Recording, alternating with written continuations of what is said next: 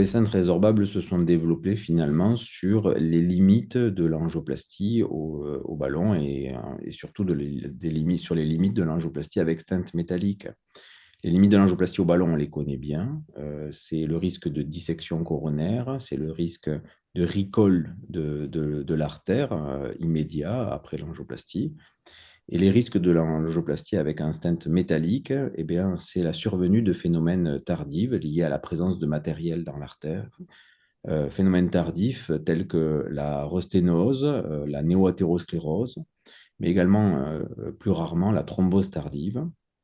Donc l'idée d'avoir un stent résorbable, et c'est-à-dire qui, une fois qu'il a joué son rôle d'étayage, eh bien, permet la restauration intégrale de la paroi, c'est finalement la possibilité de supprimer ces événements rares, mais potentiellement graves, que sont thrombose de stent tardif, néo-athérosclérose. Et ce sont aussi des avantages potentiels en termes à long terme. C'est la possibilité, en cas d'angioplastie future, d'accéder à des branches de bifurcation éventuellement couvertes par la procédure initiale. C'est la possibilité aussi, parce que l'athérosclérose est un processus évolutif, que ces patients puissent bénéficier d'une chirurgie de pontage ou d'une nouvelle angioplastie sans matériel dans l'artère. Et c'est également aussi la possibilité, et ça les études expérimentales l'ont bien montré, que ces artères coronaires puissent reprendre une physiologie coronaire normale, en particulier en termes de capacité vasomotrice. Et ça, ce sont des avantages potentiels des stents résorbables qui ont été largement mis en avant pour leur développement. Ce concept de stent biorésorbable est un concept relativement ancien, puisque en fait, des études ont été déjà menées sur des stents actifs biorésorbables dits de première génération. Ces études et ce stent a été retiré du marché en 2017 à cause de signaux, on va dire, inquiétants sur la thrombogénicité de ce stent, c'est-à-dire le risque de thrombose de stent et puis aussi le risque de nouvelles revascularisations précoces qui faisaient suite à leur implantation.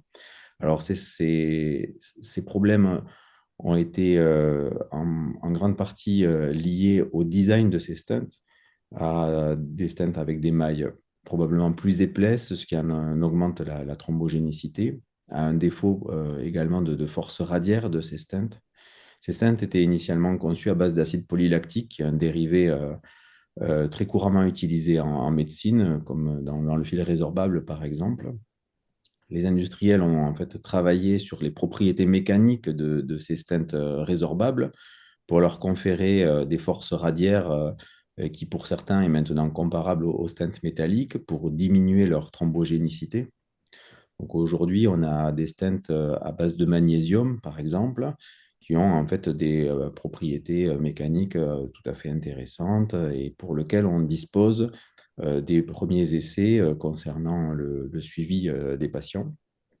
On a en fait la possibilité de documenter par de l'imagerie endocoronaire à la fois la qualité de l'implantation du stent et du résultat immédiat, mais aussi de montrer que ce processus de résorption, a priori, se situe dans l'année qui fait suite à l'implantation.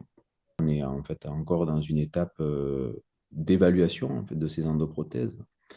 La prudence veut que en fait, les patients en fait, porteurs de lésions coronaires simples, non calcifiées, siégeant dans des vaisseaux de calibre suffisant, au moins supérieur ou égal à 3 mm, soient en fait candidats. Ce sont les leçons en tout cas que l'on a retenues du développement des stents résorbables de première génération.